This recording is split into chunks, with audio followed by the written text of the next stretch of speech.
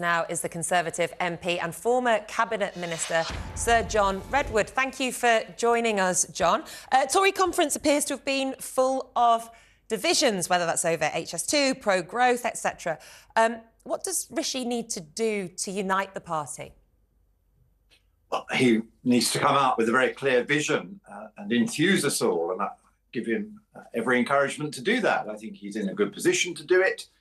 He's been doing a few more popular things in the last 2 or 3 weeks. He's been indicating that he wishes to be the Prime Minister and the candidate for change. A lot of us want some change, and so I think that could indeed prove popular. So the test today is, are they the right changes? Is there enough energy? Are we going to see those improvements in daily lives? Are we going to get more immediate results on things like infrastructure spend than we've been getting for the colossal sums of money going into HS2? With absolutely no sign of any improvement in Northern Rail as a result. John, welcome to Talk Today. It's interesting, you talk about he's the candidate for change, you want change, many MPs do. In the last 3 weeks, you say, he's been announcing this raft of policies. The problem is, the cynics, and I don't know if you heard that last piece from Rich's constituency, Christina, I would think, is exactly the sort of person, the disenchanted Tory voter that you have to win back over. She said, and I quote, I'm a floating voter, I've voted Tory all my life, I don't trust the system. It's about pounds in my pocket, HS2, it's about this local community. I feel that his approach needs to be less, let's just throw out all these policies. I think he needs to connect Sir John Redwood and convince people that being part of something that hasn't necessarily worked, he's going to do it and he's going to do it now. Isn't that the case? Well, of course that's the case. This is a crucially important speech for him and for the country, because as your interviewees also made clear, they don't want a Starmer-led government. They think that where the Tories haven't been very good, Labour would be even worse. They'd often double up on exactly the things that have been annoying people. They're the party that wants to stop you driving your car and put the price up of your energy and make life extremely difficult for you. So that isn't a popular alternative. I don't think that's quite strictly true, though, John. Voters who've been telling us for some time that they want us to get better, and they're still obviously playing hard to get.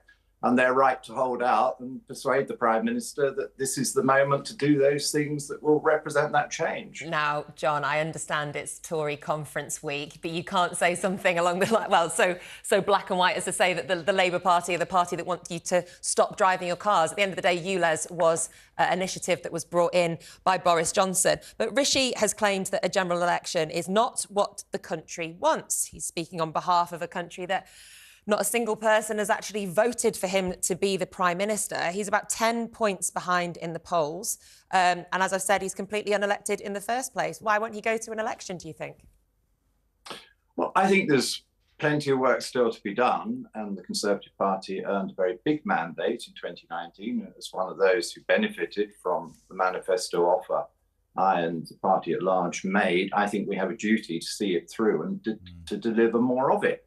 And it's quite obvious we need a year of lower inflation, of growth, of controlling the small votes, of getting health appointments up and running in larger numbers. The things that the Prime Minister has rightly identified in his first year in office as being his crucial 5 tasks. I'm fully behind those 5 tasks. But today he's got to provide the vision and the energy and show how he's going to take more steps to deliver those 5 tasks, because we still haven't stopped the small votes. We still haven't got growth going at levels we would like, and we still need to get prices down.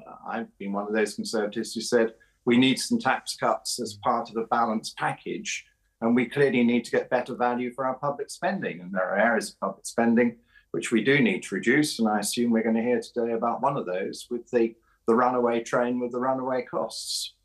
Sir John Redwood, I guess, let me be less analytical than you or the brilliant Miss Nicola Thorpe. I go back to Christina in Yorkshire. All this talk about clear vision, all this talk about, you know, we need to do this, we need to do that. The critics, I think, would rightly say, Rishi Sunak, we haven't heard really very much in the last year. We've heard a lot in the last 3 weeks. Rishi Sunak, you've been part of this government for the last 5 years. I think the biggest problem that your party will face, and does face, I have to say, certainly in those red wall seats, is that you need to turn around this cynical view that you've had a lot of time and a lot is going wrong. And why should they believe these words? And then I look at Sunak, John, and I know the Boris Johnson thing. I know what people will say.